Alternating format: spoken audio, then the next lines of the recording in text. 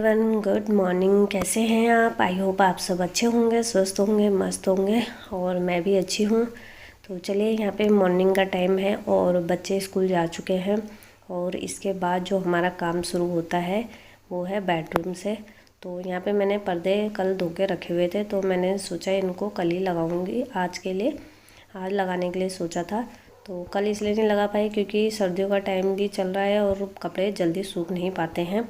तो इनको एक धूप दो धूप लगा के उसके बाद ये सूखे हैं और तो मैंने सोचा मॉर्निंग में इनको लगा देती हूँ, क्योंकि सर्दियों का टाइम भी चल रहा है और पर्दे ना लगाओ तो पूरे रूम ठंडे हो जा रहे हैं। तो इसलिए मैंने सोचा फटाफट से इनको मॉर्निंग में ही पर्दों को लगा देती हूँ। और अगर हम पर्दे नहीं लगाते थे तो घर भी बेकार सा दिखता है, ऐसा लगता है कि बदन में कपड़े नहीं पहने होंगे। तो चलिए, यहाँ पे मैंने पर्दे लगा दिए हैं। तो चलिए अपना रूटीन वर्क स्टार्ट करते हैं। तो लाइफ में कुछ ऐसी आदतें होती है ना जो आपकी लाइफ को इजी और प्रोटेक्टिव बनाती है, और कुछ ऐसी आदतें भी होती हैं जो लाइफ को कठिन और अस्त व्यस्त भी बनाकर रख देती है। और इन दोनों हैबिट में से आपको चूज़ करना है कि इन दोनों हैबिट में से आप किस हैबिट के साथ आप अपनी लाइफ को एंजॉय करना चाहते हैं, जो आपकी लाइफ को इजी बना दे। कई बार ऐसा होता है ना कि हम घर परिवार और घर के कामों को लेकर हैरान परेशान हो जाते हैं, और ख़ासकर तब जब हमने अपने घर के कामों को बखूबी किया है और उसके बाद भी हमें जो थोड़ी सी तारीफ़ चाहिए होती है ना, वो हमें नहीं मिल पाती है। क्योंकि कई बार लोगों को लगता है ना कि हाउसवाइफ की जो लाइफ होती है ना वो बहुत आरामदायक होती है, जबकि ऐसा बिल्कुल नहीं है। क्योंकि हमारी सुबह भी काम से शुरू होती है और काम में ही रात हो जाती है। तो ये है हाउसवाइफ की लाइफ। और तो और कई हाउसवाइफ की लाइफ में तो सवेरा बहुत देर से होता है। मतलब कि हाउसवाइफ की लाइफ में कठिनाइयों का सामना बहुत ज़्यादा करना पड़ता है, फिर भी वो हार नहीं मानती है। इसलिए हाउसवाइफ की लाइफ कोई आसान नहीं होती है। तो चलिए, यहाँ पे मैंने अच्छे से बेड भी बना दिया है और जो ये मैट है, मैट को अच्छे से साफ़ कर लूँगी। हाल फिलहाल में ही मैंने ये मैट निकाली है, क्योंकि ये मैट मैंने संभाल के रखी हुई थी। ये सिर्फ हमारी सर्दियों में यूज़ होती है, तो इसको मैंने कल ही निकाला है। और इसको कल निकालने के बाद फिर भी घर में कूड़ा होता है तो इसमें भी एकदम से चिपक जाता है। तो इसको पहले मैंने अच्छे से ब्रश से साफ़ कर दिया है, जो कपड़े धोने वाला ब्रश होता है उससे अच्छे साफ़ कर दिया है। और उसके बाद मैंने इसको साफ़ करके बाहर रख दिया है, गुलट के, मतलब इसको फोल्ड करके वहाँ रख दिया है ताकि वो गंदा ना हो।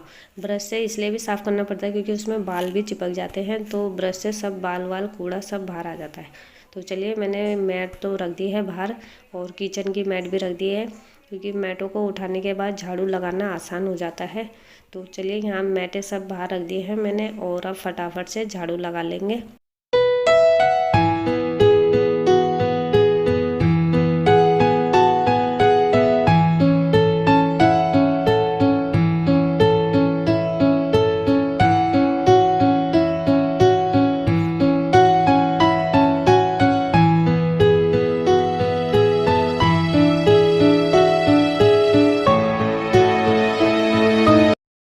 वैसे भी गंदा घर किसी को अच्छा नहीं लगता है। सब चाहते हैं कि उनका घर साफ़ और सुंदर दिखे, जिसके लिए हम रोज़ाना अपने दिन के कुछ घंटे घर की साफ़ सफाई में लगाते हैं, ताकि हमारा घर साफ़ और खुला खुला दिखे और हम अपने घर में हर एक पल का मज़ा ले सके।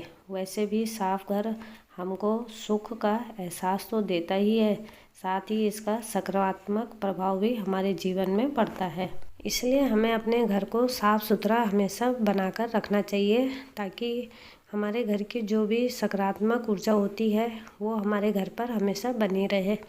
तो चलिए, यहाँ पे मैंने झाड़ू लगा ली है। तो आज रावत जी भी बाहर जा रखे थे, मतलब ड्यूटी गए हैं, लोकल की ड्यूटी यहीं पे, और बच्चे स्कूल जा रखे हैं, मम्मी भी अपना काम पे बिजी है। तो घर खाली खाली सा लग रहा था, तो अकेले भी मन नहीं लगता है घर में, क्योंकि जब हम फैमिली के साथ रहते हैं तो जब तक घर में कोई घर में नहीं रहता तो घर में उदास सा लगता है। तो चलिए, अपने को बिजी रखने के लिए मैंने अपने जो घर की क्लीनिंग थी उसमें लग गई थी, और उसके क्लीनिंग में लगने के बाद क्योंकि सब चीज़ आदमी भूल जाता है और जिस काम को कर रहा होता है उसका ध्यान उसी में रहता है। तो यहाँ पे मैं अपने घर को अच्छे से क्लीन कर रही थी, क्योंकि एक होम मेकर इसके अलावा और वैसे काम तो कर लेती हैं, पर जो उसको होम मेकर जो होती हैं उनको अपने घर को सजाने में संवारने में बहुत ही मज़ा आता है और अच्छा भी लगता है। तो मुझे भी इसी काम को करने में बहुत अच्छा लगता है, तो इसलिए मैं जब भी खाली रहती हूँ या कोई घर में ना रहे तो मैं अपने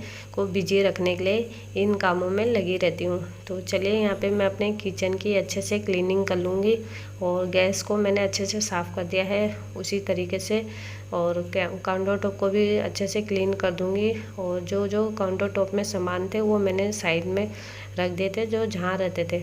तो यहाँ पे दूध मैंने जो मॉर्निंग में निकाला था वो गर्म करने के लिए रखा नहीं था, तो फटाफट से मैंने उसको पतीली में डाला, और जिसमें मैंने कल का दूध रखा था उसी में ही डाल दिया था, क्योंकि ये सिर्फ मुझे हल्का एक बार गर्म करना था, एक बॉयल आ जाता तो बंद कर दूँगी, क्योंकि बच्चों को स्कूल से आएंगे तो दूध नहीं दिया था मॉर्निंग में, तो मैंने सोचा ये दूध दे दूँगी तब। तो चलिए यहाँ पे मैंने बर्तन भी धो दिए हैं और अच्छे से काउंटर टॉप अच्छे से अपने किचन को साफ़ कर दिया है। तो चलिए अब बारी आती है पोछा मारने की। तो सबसे पहले हम लगा लेंगे अपने किचन में, क्योंकि वैसे भी हमें किचन से ही झाड़ू पोछा स्टार्ट करना चाहिए, क्योंकि जो सकारात्मक ऊर्जा होती है ना वो तभी अब हमारे घर में बनी रहती है जब हम हर काम को सीधे तरीके से करते हैं। तो मेन किचन ही है जहाँ से हमें झाड़ू पोछा स्टार्ट करना चाहिए। तो चलिए मैंने किचन में लगा दिया है झाड़ू, और पोछा लगा दिया है किचन में, और उसके बाद मैं आ गई हूँ रूम में, और रूम में भी फटाफट से पोछा लगा लूँगी। जो लास्ट टच देना होता है हमें अपने घर की क्लीनिंग में वो पोछा ही है।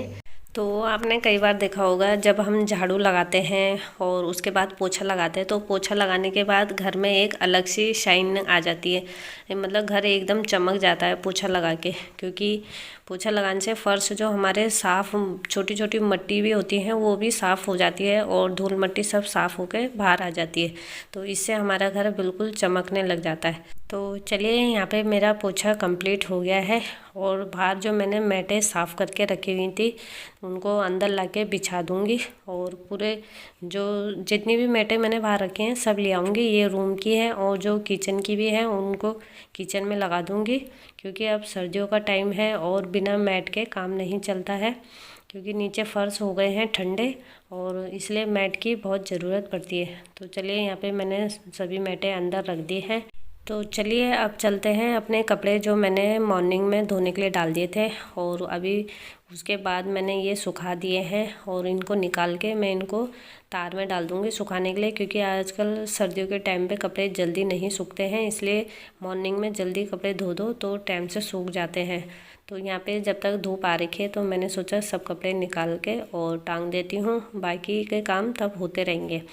तो यहाँ पे मैंने सब कपड़े एक एक करके तार में डाल दिए थे, और कपड़े तो इतने थे कि छोटे मोटे कपड़े बहुत हो जाते हैं, क्योंकि सर्दियों में एक आदमी तो 4-4 कपड़े पहनता है, इसलिए कपड़े ज़्यादा हो जाते हैं, इसलिए रोज़ ही कपड़े हो जाते हैं धोने के लिए।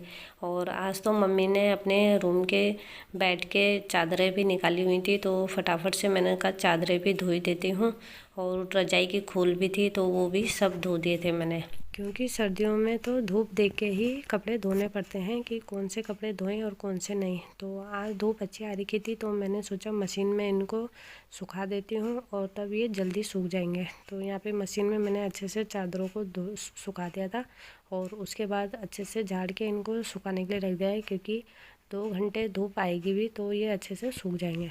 तो चलिए गाइस यहीं पे अपनी वीडियो को एंड करूँगी, और अगर आपको मेरी वीडियो थोड़ी सी भी पसंद आए तो लाइक शेयर और सब्सक्राइब करना बिल्कुल ना भूलें, और अपने दोस्तों के साथ मेरी वीडियो को ज़रूर शेयर करें। तो चलिए गाइस यहीं पे वीडियो का एंड करूँगी, मिलते हैं नेक्स्ट वीडियो के साथ, तब तक ले बाय बाय, टेक केयर।